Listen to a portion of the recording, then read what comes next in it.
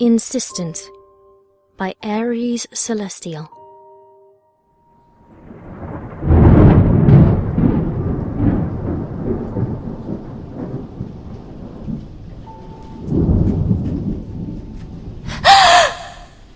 She's been missing Zack for so long that she stops noticing until one dreary afternoon.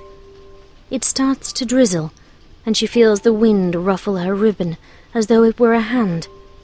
And then she pauses, realizing just whose touch it feels like. She rises and clasps her hands, praying, hoping, no, save him. Someone dear to you has just died. His spirit was coming to see you, but he already returned to the planet.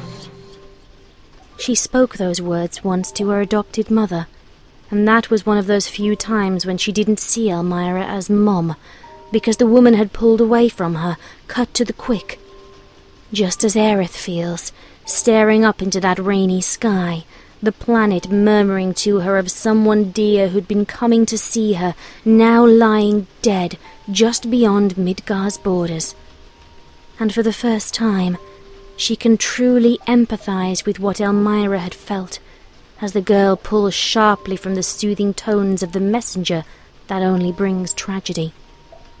But it's much easier to deny the words of a little girl than the swell of the planet you walk on, the voices you have always known. She doesn't know how to deal with this grief. It had been 5 years. Hasn't she already grieved for a lost relationship? But she shouldn't worry her mother. No, she won't.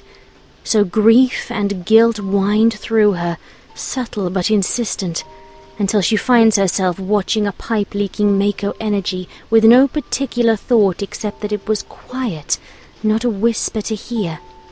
Mako is drained from the planet, tortured and contorted until it loses its voice and becomes docile enough for anyone to use without being asked anything in return. Perfectly convenient for people living on this planet, and hellish for the planet itself. She wonders for a moment why the Mako overflowed the pipe so. Probably just a defect in the pipe. And yet, she half wants to believe that the planet kept something of itself, even in this consumable dead form. And so she watches over the overzealous flow of Mako, and thinks briefly of a youth with boundless energy and Mako eyes, always eager to help without asking much in return. Aerith's face is still calm, composed, as she rises and walks away from her thoughts towards the street. It's time to sell flowers and go about her normal routine, and not worry about the only person she actually felt like a normal woman with, nor the fact that his body might be, the planet insists, rotting somewhere near city limits, his soul drained from the earth and processed, still being yanked back and forth by Shinra after his employment had been terminated.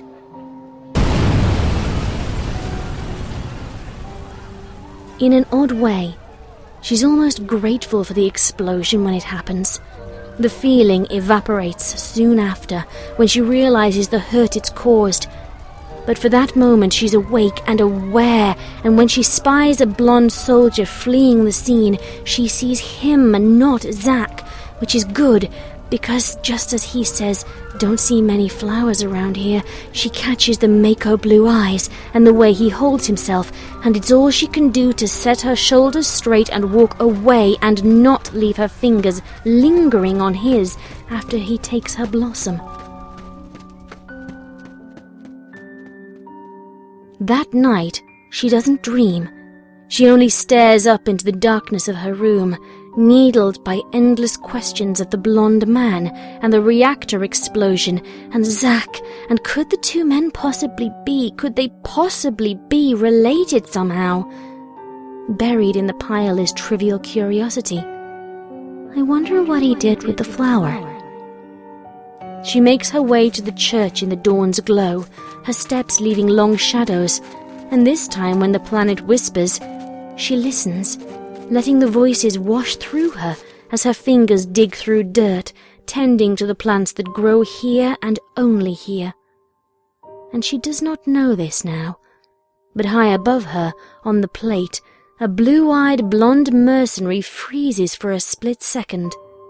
He'll tell her later that he's never frozen up so badly before or since, and then he'll smile Zack's smile and say that it turned out for the better, and she'll wonder if it really was just a coincidence, or if Zack had somehow told him that falling would be okay, that if he let himself fall, he'd see something, maybe even someone special. But for now he freezes for that one instant, and minutes later, when the explosion hits and his grip is too weak to hold on, he falls. And Aerith shrieks, nerves effectively rattled, because even if she's seen this once before, it's still not every day that a stranger just plummets through the roof and hits the ground hard enough to bounce back up before lying there as though dead. She's backed into a pew, hand over her mouth, before she realizes that this is the same man that she saw the day before, and there's a pang of regret and disappointment that has her fingers curling at the neck of her jacket before she gasps, "He moved!" Just the slight jerk of his foot, but as she watches, he shifts more and more, still alive and apparently restless. And on an impulse, her lips purse before giving a tentative call. "Hello? Hello?" The blonde twitches, trying to sit up in response, even though his body's not quite ready for it. But the attempt encourages her. "Hello? Hello?" It's a wake-up call to herself, too. Don't cry. Someone dear to you has just died. There's still heartache, and yet, as he sits up and brushes his oddly spiky hair back, stands just so. His spirit was coming to see you, but he had already returned to the planet. Time and death be damned. Zack insists on returning to see her. She has to find out what happened to him.